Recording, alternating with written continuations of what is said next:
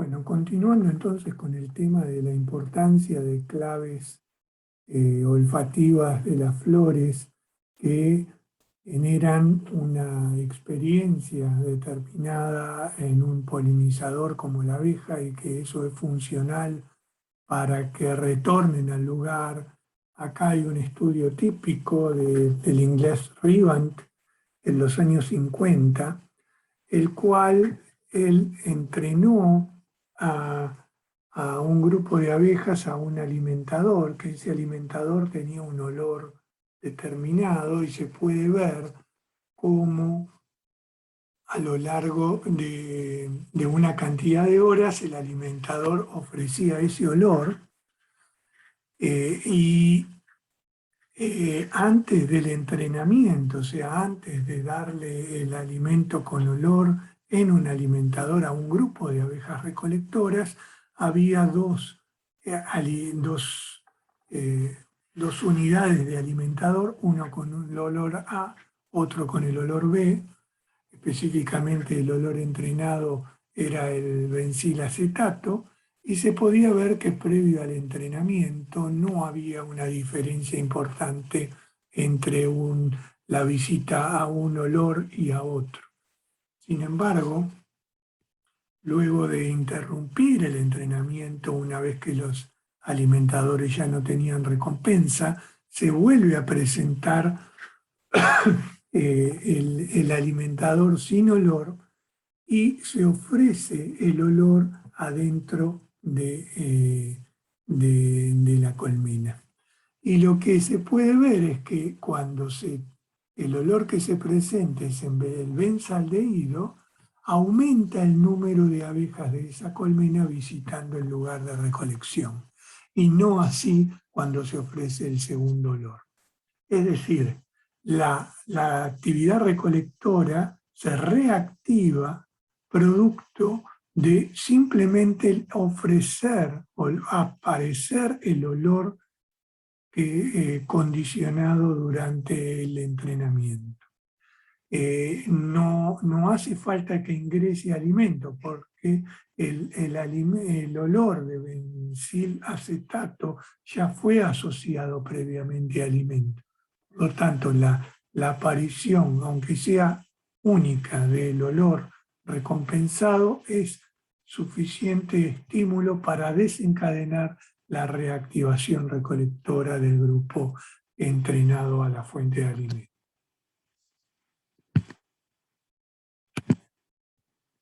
En la misma línea, unos trabajos realizados ya pasados el año 2000 por un grupo en Australia como Judith Reinhardt, lo que hizo es entrenar a un grupo de abejas recolectoras de una única colmena a dos fuentes de alimento. Cada fuente de alimento estaba equidistante a 50 metros y entre sí a 30 metros de distancia un alimentador del otro. Lo que se hizo en la etapa del entrenamiento es entrenar a un grupo de abejas a un lugar, y ese lugar ofrecía un alimento con un tipo de olor, que era olor a rosa, y en el otro alimentador se entrenaba a otro grupo de abejas de la misma colmena y el olor recompensado era limón. Entonces, una vez que termina la etapa de entrenamiento, no se ofrece más alimento, aunque están los sitios de recolección en cada lugar. Se presenta en la colmena, específicamente en la entrada, una caja de Petri que presenta el olor o de rosa o de limón, y también está asociado a este receptáculo que emite el olor de la caja de Petri un ventilador, lo que permite es que circule el aire y que ingrese ya sea el olor a rosa o el olor a limón adentro de la colmena. Recordemos que en este momento los dos grupos recolectores están inactivos adentro de la colmena, por lo tanto, cuando se ofrece el olor a rosa, el que se activa es el grupo recolector que iba al lugar específico donde estaba el olor a rosa en el sitio de alimentación, mientras que el otro grupo no se ve activado. Contrariamente a esto, cuando se ofrece dentro de la colmena, circula el olor a limón, se activa el grupo de abejas que recolectaban la fuente correspondiente al limón, solamente cuando se presenta circulando el aroma, cuando se presenta el aire no, y por el contrario, tampoco activa el otro grupo recolector. Es decir, el aprendizaje de un olor floral en el contexto recolector, si se vuelve a evocar en el contexto social de la colmena, no solo evoca la presencia de alimento nuevamente que activa a la abeja a retornar a la fuente de alimento, sino que activa una memoria espacial que a la abeja que se entrenó al color rosa, se le evoca no solo apareció el alimento, sino apareció el alimento a 50 metros de la colmena y al lado derecho. Entonces, hay una especificidad de la memoria que surge de un estímulo olfativo, pero que también está vinculado con el lugar en donde se recolecta. Otro grupo que no es tan social, aunque vive en colonias como es el abejorro de las distintas especies de bombus, lo que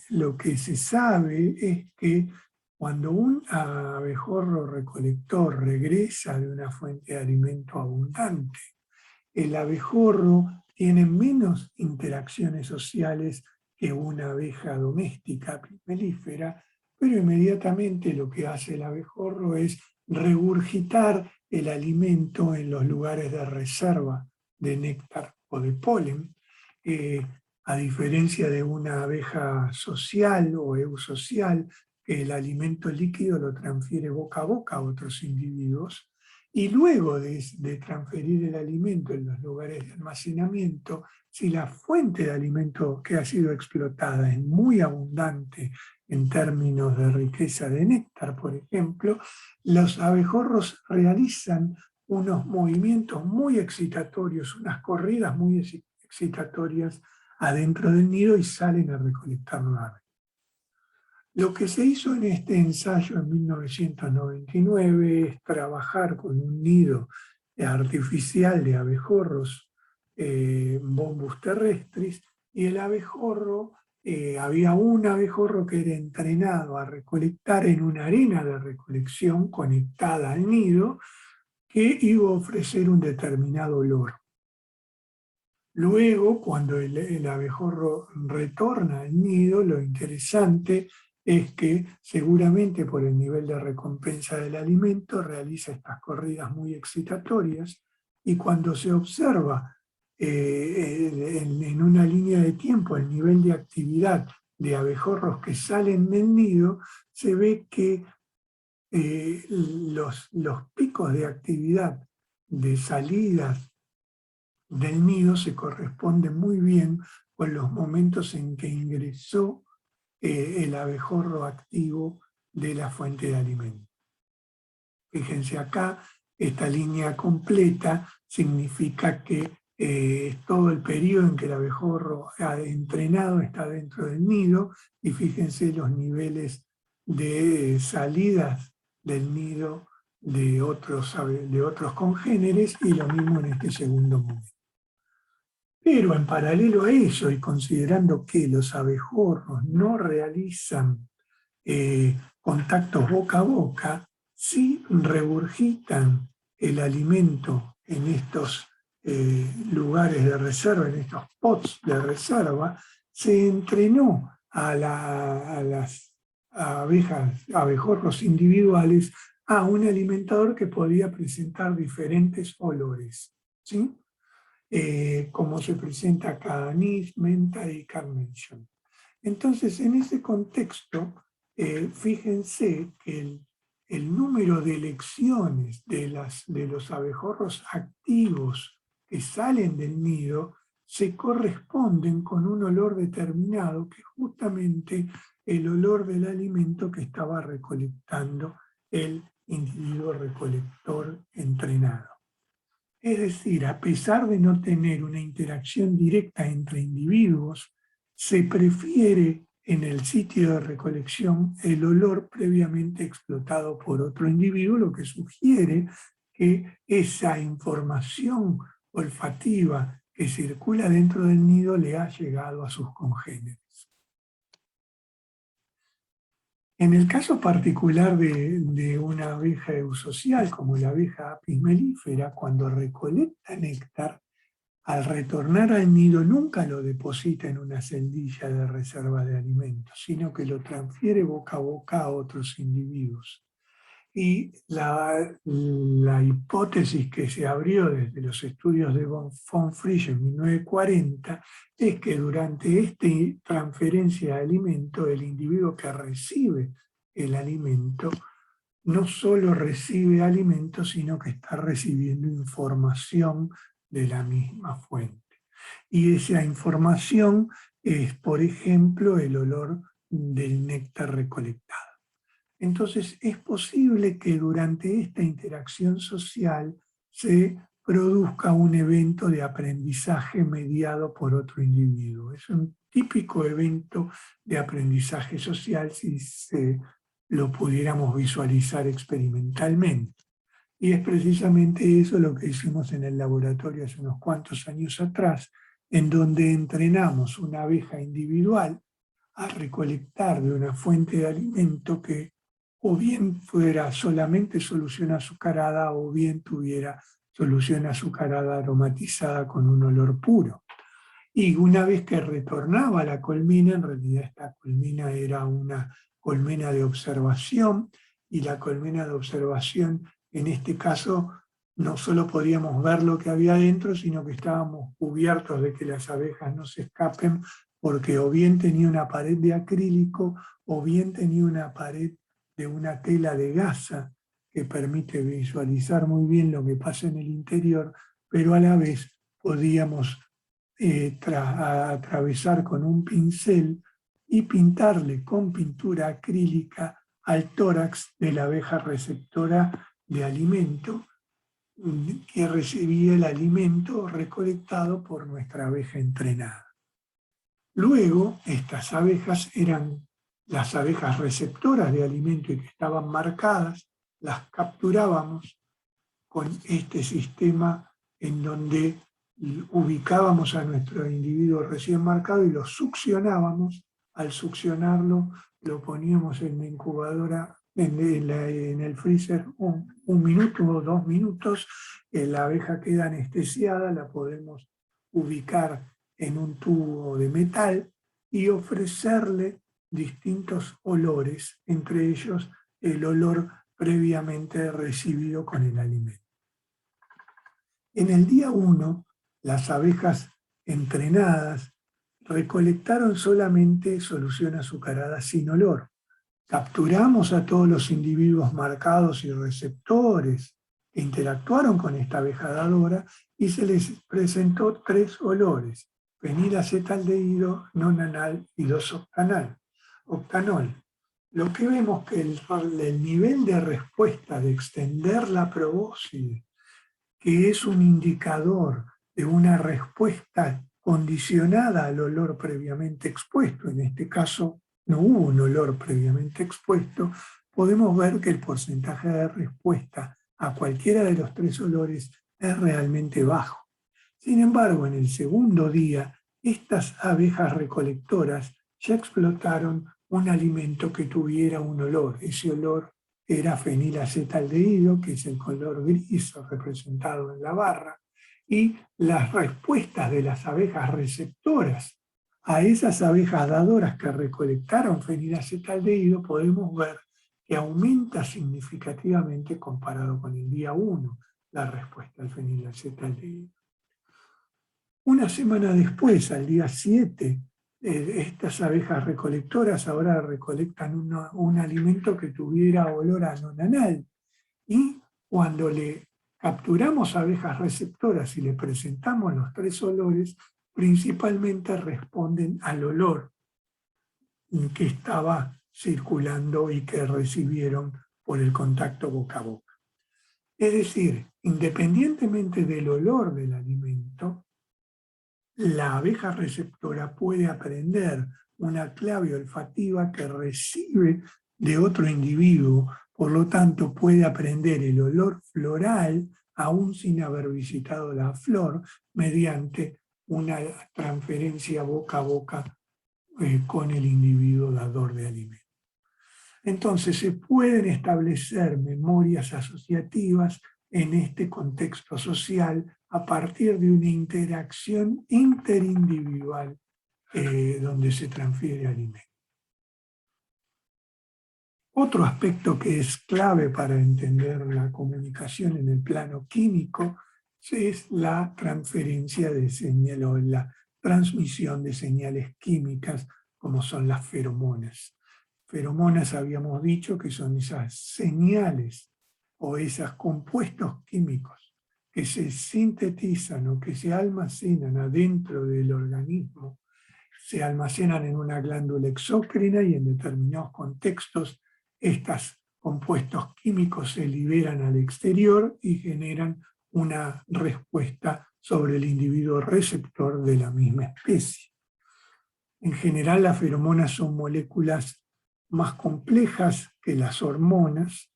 porque tienen que atravesar un medio bastante más aleatorio, como puede ser un medio aéreo, un medio líquido, y que además la complejidad va a permitir una mayor especificidad hacia el target que es el receptor. Las feromonas que se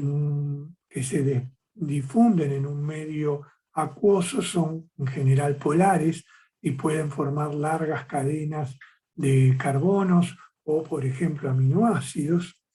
Y no es casual que la mayoría de los estudios que han permitido caracterizar feromonas en insectos están muy vinculados a aspectos aplicados de la biología, es decir, a especies plagas agrícolas. De allí no es casual que hay aproximadamente 1000 especies de lepidópteros estudiados y que se ha podido determinar las feromonas en distintos contextos. Luego siguen los coleópteros y mucho menos tenemos himenópteros y dípteros. ¿Cuáles son los orígenes de las feromonas? Los orígenes son muy variables, pero tenemos algunos ejemplos muy interesantes para destacar, como algunos lepidópteros y coleópteros, que pueden ingerir algunos compuestos que incluso para muchos organismos son tóxicos, como por ejemplo alcaloides pirrolizados. Podemos ver en este caso algunos compuestos ingeridos de las plantas, principalmente cuando el individuo está en estadios preimaginales, estadios larvales, puede ingerir por herbivoría estos compuestos alcaloides que los puede almacenar hasta estadios adultos y a partir de algunas estructuras o partes de esa molécula ingerida en estadio preimaginal, las mismas siguen una vía bioquímica tal que se almacenan en una glándula exócrina y luego son vertidas al exterior. Acá tenemos algunos ejemplos de moléculas que se han incorporado en la dieta, como alcaloides pirrolizados en lepidópteros, como monoterpenos en coleópteros, y luego vemos que la molécula final que conforma la feromona tiene una similitud importante, o sea, sin la ingesta de este compuesto por parte del insecto no sería posible contar con esta feromona en estadio adulto. O sea que hablar de feromonas es hablar de que existe alguna glándula de almacenaje que en determinados momentos va a liberar estos volátiles al exterior. Por ejemplo, a eso lo llamamos una glándula exócrina, que puede estar asociada en distintas partes del organismo. Acá lo que se está representando es una hormiga modelo con la presencia de diferentes glándulas exócrinas que indican o que almacenan diferentes feromonas. Por ejemplo, podemos ver acá las glándulas que están ubicadas en la parte terminal del abdomen, como las glándulas de Dufour, que son típicas de representar señales químicas de alarma, o las glándulas de Pavan. En la parte ventral estamos hablando del abdomen, que están vinculadas con feromonas de marcado de camino, como les mostré en el ejemplo de la señal analógica de que apoyan más el abdomen cuanto más aumenta la riqueza de la fuente de alimento. Acá tenemos una glándula pigidial, ubicada más dorsalmente en el abdomen y que está vinculado con alarma. Tenemos, por ejemplo, una glándula mandibular que en muchos himenópteros cumple función de alarma. Hay algunas glándulas directamente vinculadas con determinación de castas, reconocimiento, como son las posfaringias. Es decir, siempre hay un principio común de estructuras vesiculares que pueden sintetizar y o almacenar señales químicas para comunicación intraespecífica en distintos contextos. Por ejemplo, en el caso de las abejas sociales Apis mellifera, podemos ver un detalle de una glándula mandibular, el que se da en el contexto de alarma, y podemos ver esta glándula exócrina que puede acumular cantidades importantes de estos compuestos, y luego lo que sería todos los canales que permiten liberar el compuesto hacia el exterior. Por el contrario, una glándula exócrina en el abdomen más dorsal, en la zona de los tergitos, podemos ver que entre el tergito 6 y 7, en el pliegue entre ambos, tenemos una acumulación de tejido de origen epidérmico, donde podemos ver células del cuerpo graso muy asociados a células epidérmicas que tienen terminales, tienen ductos que permiten acumular sustancia en la parte ventral de lo que sería la unión entre el tergito 6 y 7, y en determinados momentos puede haber una apertura, un despliegue de estos dos segmentos que exponen la glándula y permiten la liberación de estas señales químicas que tienen que ver en general con la atracción de fuentes de alimento, fuentes de agua, orientación.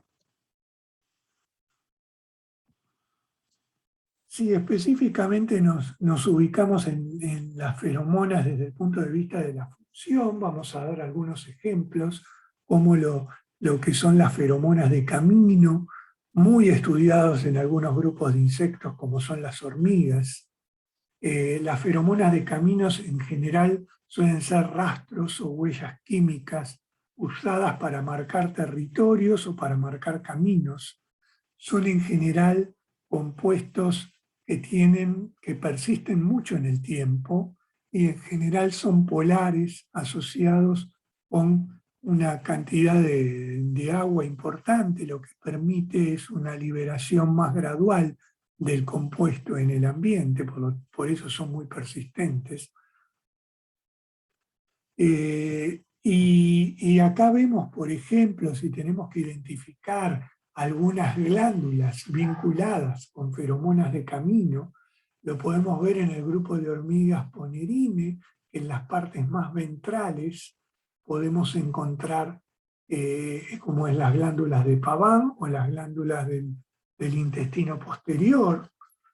Podemos encontrar también las glándulas de Paván en otros grupos de hormigas bien diferentes como Myrmicine, o también en el ducto posterior del tubo digestivo encontramos glándulas de feromona de camino muy asociadas a la zona del proctodeo en Formicine. Como decíamos previamente, estas respuestas son en general respuestas graduadas y tienen que ver con el nivel motivacional del individuo que deja la marca o con la magnitud del estímulo excitatorio que haya percibido, por ejemplo, en la fuente de alimento, como se ejemplifica en esta representación de una hormiga que está recolectando néctar. Lo mismo se puede ver en un contexto recolector en una abeja apis mellifera que recolecta solución azucarada sin olor, y esa fuente de alimento es rica. Hay una probabilidad importante de que la abeja exponga la glándula de Nasonov, esta glándula ubicada entre el sexto y el séptimo tergito. Cuando se aproxima a la fuente de alimento, realiza vuelos circulares e incluso durante la ingesta de la solución azucarada la puede exponer. Y esta respuesta también es graduada. De hecho, acá estamos cuantificando la duración del tiempo de exposición de la glándula de Nasonov en abejas individuales sometidas a un programa de recompensa que deben hacer 12 visitas a una fuente de alimento distante de la colmena, y esta fuente de alimento ofrece solución azucarada sin olor a 3 concentraciones de azúcar diferentes. Una muy empobrecida, 0,6 molar, otra intermedia, 1,2 molar, y otra muy abundante que es 2,4 molar. Lo que podemos ver es que el tiempo de exposición de la glándula, ya sea en vuelo, con estos vuelos circulares o durante la ingesta, es muy dependiente de la riqueza de la fuente de alimento. Incluso si este programa de recompensa se varía a lo largo de las visitas, también varía el tiempo de exposición de la glándula dependiente de la recompensa ofrecida por esa fuente de alimento. Es decir, hay una gama de feromonas de camino, feromonas de reclutamiento en distintos grupos, principalmente de insectos sociales, que se visualiza una respuesta graduada, muy vinculada con el nivel motivacional y con la riqueza de la fuente de alimento explotada. Y ahora me gustaría presentarles un poco algo que está directamente vinculado con el marcado de una señal química y la capacidad de percibir ese olor. Y para eso es importante entender y repasar un poco las vías de detección de olores. Las vías nosotros sabemos que fundamentalmente se dan a partir del sistema antenal, y en el sistema antenal un determinado volátil puede ser captado por un receptor proteico extracelular, que van a hacer un binding temporal hasta llegar a un receptor de membrana. Estos receptores de membrana en general están asociados con correceptores olfativos, que ahí se arma el ensamble entre el complejo odorífero, receptor extracelular y el receptor de membrana, y eso genera una cascada bioquímica posterior con una depolarización y promoviendo un potencial generador en la neurona sensorial olfativa. ¿Eso a dónde va esa información? Va a los primeros centros de procesamiento, que es el lóbulo antenal, que comenzará el procesamiento primario de la información. Lo que les quiero mostrar para que vean un poco todo esto y cómo afecta cualquier perturbación mínima a nivel de los distintos sitios de detección y procesamiento, es un trabajo que se realizó en el 2017, en donde se trabajó con hormigas, una hormiga que pudo ser el primer insecto social que por primera vez se pudo obtener un mutante nulo a través de esta técnica de tijera celular que se llama CRISPR-Cas9. En este caso se obtienen mutantes nulos porque se puede llegar a que de alguna manera acortar específicamente una secuencia dada, en este caso este CRISPR-Cas9 tenía un sitio de acción específico sobre un correceptor asociado a un receptor odorífero que promueve un corte, una tijera molecular en esta zona inhabilitando al correceptor. Por lo tanto, lo que hace es bajar enormemente la funcionalidad del receptor olfativo. Para poder inyectar este modelo proteico, digamos, se hace una inyección en el huevo de la hormiga. Cuando esa hormiga eclosiona y llega a adulto, se la evalúa desde distintos niveles, no solo desde el neuroanatómico, sino también desde lo conductual. Y lo que podemos ver en este gráfico, primero que nada, es cómo, cómo responde la neurona sensorial olfativa de la antena frente a distintos métodos de tinción, si es el mutante nulo o es el wild type, el tipo normal. Y podemos ver que precisamente cuando hacemos las distintas tinciones específicas, en donde se hace por un lado la tinción del receptor olfativo, luego del correceptor olfativo y luego la combinación de ambos, vemos que en el caso del mutante nulo no se puede marcar el correceptor del receptor olfativo. Eso es por el corte molecular específico que se realizó. Si vamos un poco más profundo en el sistema olfativo y vemos cómo se visualiza el lóbulo antenal, es decir, el lugar a donde llegan las neuronas sensoriales olfativas, también hay un efecto marcado sobre el mutante nulo. El lóbulo antenal está mucho más reducido, se visualizan menos glomérulos, que son los que conforman el lóbulo antenal, y cuando evaluamos el volumen del lóbulo antenal, cuantitativamente el mutante nulo muestra un déficit de tamaño con respecto al wild type. Por otro lado, cuando queremos ver, bueno, si esto promueve un déficit en alguna conducta vinculado con la percepción olfativa o comportamiento social de la hormiga que es mutante nulo,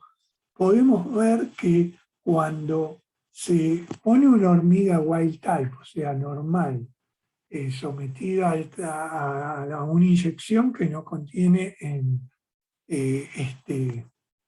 esta tijera molecular específica, y la ponemos en un papel, en una arena, que esta arena en realidad lo que contiene es un sistema de líneas, y las líneas rojas han sido marcadas con un marcador que libera un volátil muy poderoso, que es percibido por nuestro olfato también. Entonces, la respuesta que tiene la hormiga es a intentar no cruzar por esta línea que libera esos volátiles tan penetrantes. Sin embargo, el mutante nulo podemos ver que que tiene muchos más entrecruzamientos por estas líneas rojas que liberan estos volátiles. Precisamente el índice de repulsión al volátil de este marcador, de trazo, que se ve que es muy diferente el nivel de respuesta en el mutante nulo que en el wild type.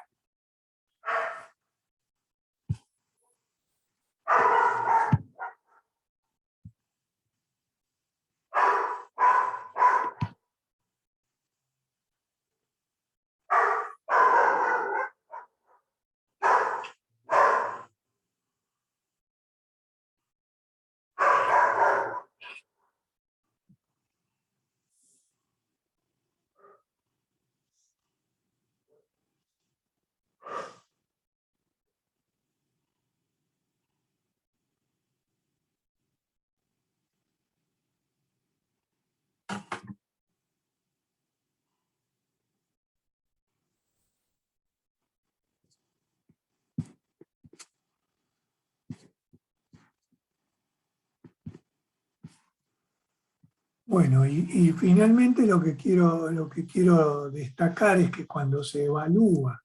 cuáles son cómo es el patrón motor y su interacción social con el resto del nido de este mutante nulo, se puede ver que en realidad el mutante nulo tiene un recorrido marcadamente diferente, en donde es un recorrido mucho más de borde aleatorio, que es una conducta de escape, y en términos de distancia, los recorridos que realiza el mutante nulo son mucho mayores que los recorridos que realiza un wild type. O sea, afectar directamente un correceptor del receptor olfativo va a afectar todo el sistema de detección, de procesamiento inicial y patrón motor posterior a nivel individual y probabilidad de tener menor interacciones sociales con el resto. Simplemente a través de esa tijera molecular en el correceptor olfativo. Otro tipo de feromonas muy comunes en insectos y particularmente en insectos sociales son las feromonas de alarma, los cuales tienen como distintos momentos y acá podemos observar estas conductas típicas agonistas de exponer la glándula exócrina del final posterior del abdomen, como puede ser, por ejemplo, la glándula del aguijón. Para hormigas o para abejas es algo bastante similar, y esto genera una respuesta masiva de agresión hacia el potencial depredador. Si observamos con mayor detalle una feromona de alarma, por ejemplo, en hormigas, podemos ver que la glándula pigidial, ubicada en la parte dorsal, entre el sexto y el séptimo tergito, también cuenta con células glandulares de origen ectodérmico modificadas, las cuales cuando se vierte los compuestos volátiles al medio, en realidad se van a depositar en estos pliegues cuticulares que están ventralmente ubicados en el séptimo tergito, y eso va permitiendo una dispersión del volátil para promover respuestas agresivas del entorno social. Acá es otro ejemplo en donde podemos ver una glándula asociada al aguijón, en donde por un lado tenemos la glándula del veneno, donde se acumula el veneno que puede picar, pero también que es un compuesto químico de alarma de los individuos. En términos de feromonas de alarma, tenemos como dos focos de localización de las glándulas exócrinas. Por un lado, lo que sería, como dijimos, las glándulas mandibulares, y por otro lado, las glándulas más ventrales del abdomen, como puede ser o bien la glándula de Dufour o la glándula del aguijón, y acá distintos perfiles químicos que van conformando esos perfiles, ya sea si son feromonas de alarma en la zona mandibular o en la glándula posterior de Dufour. Un concepto que me parece muy interesante remarcar es que cuando hablamos de feromonas de alarma, fundamentalmente en hormigas, debe tener una acción rápida, pero también debe desaparecer rápidamente por los niveles de estrés y de conducta agonista que desencadena sobre el resto. Y en ese caso, cuando se libera una feromona de alarma en una hormiga, como es la hormiga cortadora de hojas del género Ata, ha sido muy bien caracterizado que la feromona que se libera en realidad no es un único compuesto, sino es un conjunto de compuestos que van desencadenando respuestas diferentes porque la fisicoquímica de cada uno de los compuestos es distinta. Y cuando digo la física química es distinta de cada uno de los compuestos, me refiero que cada uno de los compuestos que forman la feromona de alarma tienen distinta presión de vapor, distinto grado de disipación. En ese sentido, uno de los compuestos es el hexanal. Por lo tanto, cuando la hormiga receptora se aproxima a la fuente de estimulación, es decir, al individuo que emitió la feromona de alarma y que marcó en ese lugar, lo primero que va a percibir es el hexanal, y el hexanal lo que despierta es un comportamiento de alerta sobre el individuo receptor. A medida que se va aproximando a la fuente de estimulación, puede percibir otros compuestos como el 1-hexanol. El 1-hexanol refuerza la alerta y lo hace atractivo. O sea, el bicho tiene la tendencia de seguir buscando la fuente de estimulación. Finalmente hay compuestos menos volátiles que tienen un radio de acción menor, como el 3-1-decano, que no solo promueve la atracción, sino que promueve la apertura y cierre de las mandíbulas para morder. Y específicamente el de menor campo de acción es el 2-butil-2-octenol, y ese promueve únicamente la conducta de mordida. O sea, tenemos todo un repertorio, tenemos un cóctel de compuestos que van generando un repertorio en los sucesivos momentos de acercamiento hacia la fuente de estimulación que son funcionales a despertar alarma y promover una respuesta agonista. Acá vemos un enfoque comparado de lo que son feromonas de alarma y su localización. En general, esta localización de las feromonas de alarma es variable, pero podemos ver, por ejemplo, cuando hablamos de la glándula del aguijón y de la glándula de Dufour, que en distintos grupos están asociadas a alarma y alerta, podemos ver cómo, por ejemplo, en el grupo de las avispas hay la glándula del veneno está directamente vinculada al aguijón, mientras que Dufour tiene una salida externa y vecina de la estructura del aguijón. En el caso de Apis, de las abejas sociales, esto es también así, mientras que en las hormigas converge tanto la glándula del veneno como la del Dufour en la estructura de salida que es el aguijón.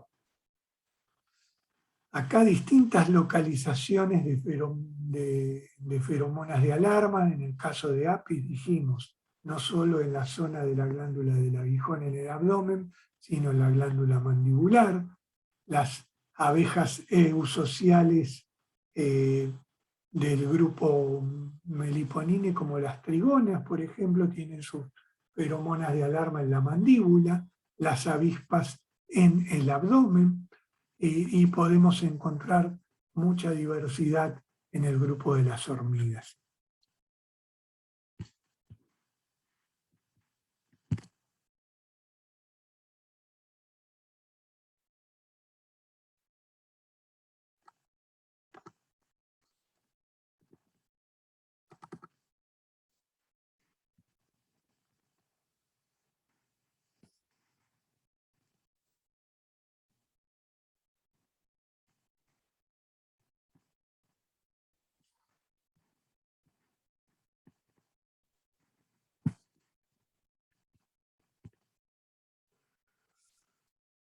Bueno, otro tipo de señal química intraespecífica son las feromonas reales. Se dicen reales porque en realidad en los insectos sociales la hembra sexuada es la que produce, tiene el aparato reproductor desarrollado y es la que produce este tipo de feromonas de atracción de los machos. Está focalizada fundamentalmente la feromona real en las glándulas mandibulares y son una mezcla de compuestos, como se puede representar en este esquema. Esta es una glándula mandibular de una reina y los compuestos que presenta son diversos, con predominancia de lo que se llama 9-oda de manera sintética, pero es el ácido 9-cetoe2-desenoico, el cual tiene fundamentalmente la función de inhibir la cría de nuevas reinas y promover la atracción de zánganos, pero también puede atraer, en el contexto de fundar una nueva colonia, puede atraer obreras para que formen el enjambre alrededor de la reina. También otro compuesto que vemos como muy abundante es la 9-HDA, que fundamentalmente lo que hace es promover o inhibir, mejor dicho, el desarrollo ovárico del resto de las hembras que no tienen el aparato reproductor desarrollado, que son las obreras. Promueve también, junto con la 9-oda, atracción de zánganos y también actúa en la atracción de obreras en enjambres. Cuando hablamos de feromonas sexuales, decimos que éstas en realidad deben actuar a distancia, por lo tanto son más amplias que cualquier estímulo. Al menos tienen que actuar en decenas de metros o en cientos de metros. Sin embargo, existen algunas con rangos muy cortos y a veces hasta requieren contacto directo, como es el caso de las feromonas sexuales en los hematófagos, como vinchucas, por ejemplo. Las feromonas de atracción sexual suelen ser moléculas que tienen largo de cadena entre 15 y 20 carbonos, mientras que las de alarma, que deben ser más inestables, deben tener una acción directa y volatilizarse rápido, son más cortas en tamaño, entre 6 y 15 carbonos. Y a modo de ejemplo, cuando hablamos de la respuesta comportamental de atracción sexual, vuelvo nuevamente al caso de este fíngido tan particular, que es el gusano de seda, el Bombyx mori,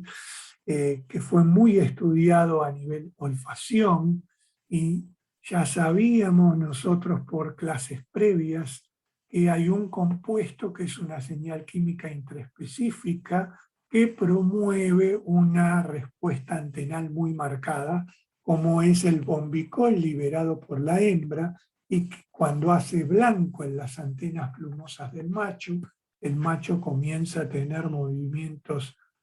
muy excitatorios de temblequeo y luego comienza una orientación volando hacia la fuente de estimulación que es la hembra. Pero lo que es interesante es que habíamos comentado que muy pocas o incluso una molécula de bombicol puede desencadenar un potencial generador. Esto está muy bueno porque con muy poca concentración hay una respuesta importante. El tema es que también la respuesta de aproximación debe tener un cierto grado de un gradiente para poder orientarse mejor y no ser una simple excitación del individuo receptor. Y acá se entiende entonces por qué este tipo de feromonas en general son siempre una mezcla de compuestos. Y la mezcla de compuestos bien estudiado en Bombyx mori es que en realidad no solo hay una molécula que se llama bombicol, sino que hay otra molécula que se llama bombical y que parece tener una opción que complementa a la primera.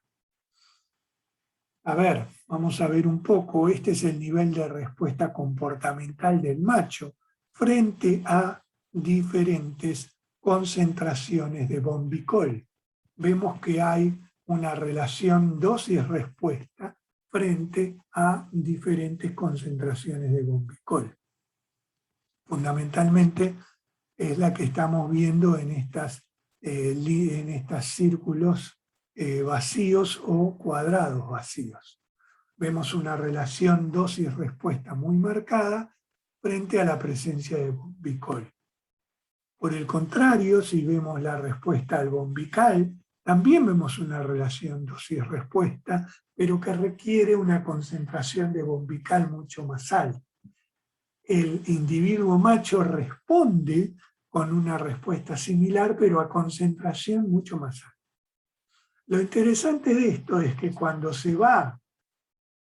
haciendo mezclas, fijando, por ejemplo, una concentración fija de bombicol y se va agregando distintas concentraciones de bombical, vemos cómo esta respuesta se va poniendo en el medio de las curvas puras de bombicol o de bombical. Fundamentalmente, el intervalo de respuesta del individuo macho frente a la mezcla de bombicol con distintas dosis de bombical generan un gradiente mucho mayor y la aproximación va a ser mucho más afinada, y esto es muy útil para distancias de la fuente de estimulación. O sea, tenemos que el aumento del intervalo de sensibilidad, que va desde muy bajas concentraciones hasta altas concentraciones, y eso permite la discriminación de la hembra a distintas distancias cercanas. Lo que va a requerir que, por un lado, el impacto de una molécula sobre el sistema de detección va a promover un quimiotactismo, y que, por otro lado, los flujos de aire van a ir orientando al animal por la pluma de olor, y a eso es lo que llamamos anemotaxismo. Y volviendo un poco al tema de, por un lado, feromona sexual, por otro lado, que muchas feromonas requieren de que el individuo ingiera algún compuesto en la dieta que va a ser luego el precursor de la feromona que en realidad se termine utilizando. Hay un ejemplo muy ilustrativo de esto en unos esfíngidos lepidópteros creatonotos que presentan una glándula exócrina que libera feromona sexual, que es muy conspicua y que es muy variable entre individuos. Esta estructura se llama coremata. La coremata se puede verter hacia el exterior, y ahí aumenta la probabilidad de liberar estas feromonas, y podemos ver que los individuos machos capturados de esta especie presentan un dimorfismo, una variabilidad muy grande en tamaños de coremata. Hay machos que tienen un enorme coremata y hay machos que tienen un coremata muy, muy poco desarrollado. Entonces, con esa observación se evaluó y se estudió qué era lo que estaba sucediendo en este sistema, y lo que se pudo determinar es que estos lepidópteros en estadios preimaginales son herbívoros, se alimentan de plantas con alcaloides pirrolizados que lo mantienen incluso durante la metamorfosis, y luego estos alcaloides son los precursores de las feromonas sexuales que se almacenan en el coremata y se liberan en determinados momentos. Lo que se puede ver es que fundamentalmente aquellos individuos que ingieren muchos alcaloides durante su estadio preimaginal pueden tener no solo mayores niveles de feromona sexual en estadio adulto, sino mayores tamaños de coremata siendo adultos. O sea que la cantidad de alcaloide asimilado en estadio preimaginal, a mayor cantidad del alcaloide ingerido, mayor es el tamaño del coremata y más cantidad de alcaloide almacenado adentro de la coremata. Entonces, así llegamos a algunos individuos adultos que presentan estos enormes corematas siendo adultos y promoviendo con la liberación de más cantidad de feromona sexual. Bueno, entonces con esto terminamos la primer parte de la temática de sistemas de comunicación. Hasta luego.